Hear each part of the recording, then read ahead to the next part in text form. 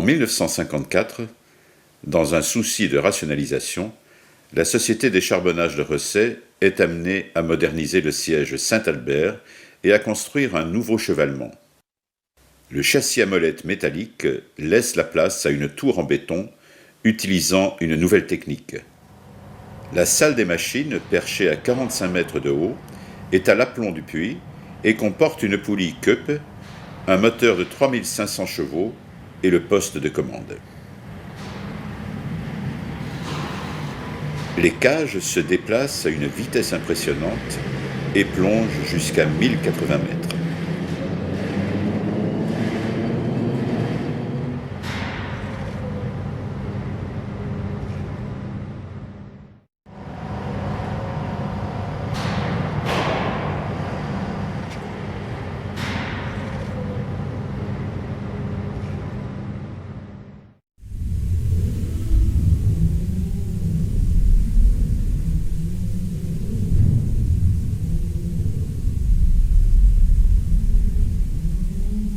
La remontée des berlines provenant de différents sièges est centralisée et s'effectue dorénavant par ce puits modernisé.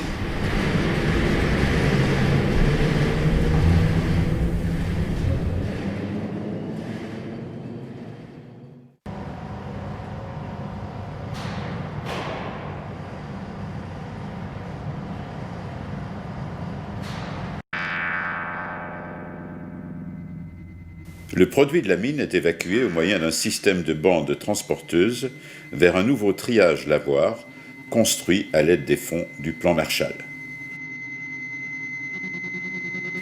L'édifice monumental en béton accueille une machinerie complexe qui devait traiter 400 tonnes de charbon brut à l'heure. Pour séparer la houille des pierres, le procédé dit à liqueur dense est basé sur la différence de densité. Le bâtiment, vidé de ses machines, est maintenant entièrement rénové extérieurement, mais son affectation ultérieure est encore incertaine.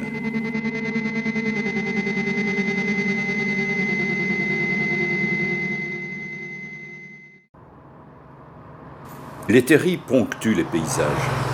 Ils en sont les éléments forts, des points de repère. Longtemps accusés d'enlaidir notre environnement, ils sont aujourd'hui protégés. Reliés entre eux, ils permettent l'émergence d'une trame verte au sein des bassins miniers.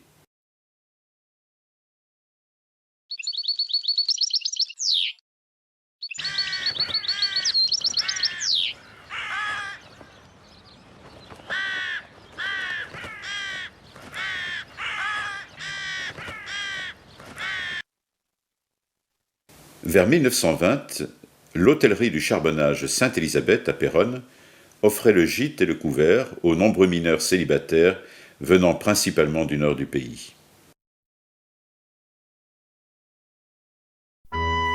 Adrien Blom, architecte attitré de la société minière, a notamment dessiné les plans de nombreuses cités-jardins inspirés du modèle britannique.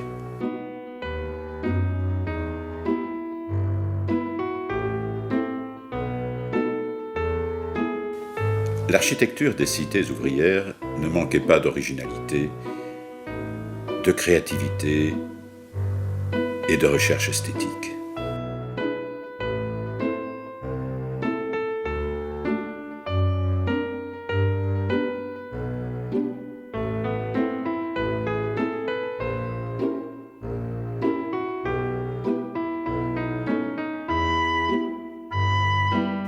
Les constructions ne se limitaient pas aux maisons ouvrières, mais comportaient également des cantines de styles différents, comme celle de Sainte-Marguerite.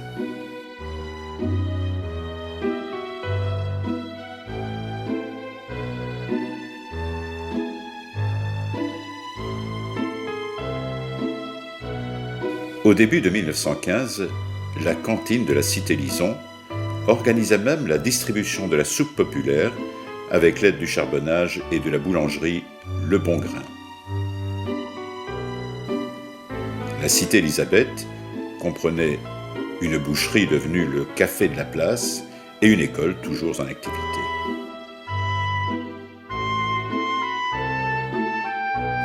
Parmi ces constructions, des demeures plus cossues, comme celle occupée par le jeune ingénieur baron Evans Coppée. Le second contact à Rosset venait après un an de vie aux États-Unis dans une université américaine, donc dans un monde tout à fait différent de la Belgique.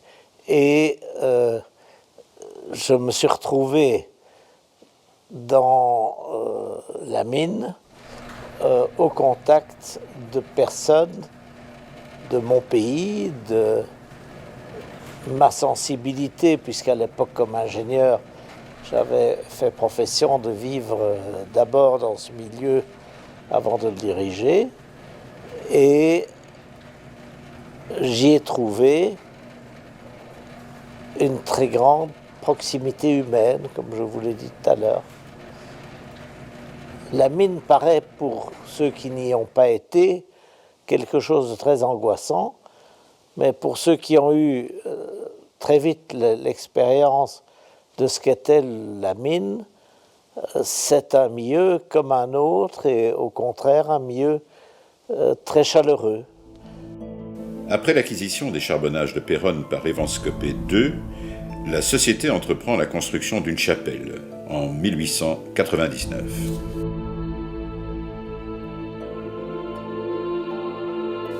De style néo-gothique et dédiée à Sainte-Barbe, elle semble promise à la démolition. Elle renferme néanmoins des vitraux remarquables. Œuvre des maîtres verriers Chaperonnier et Commère,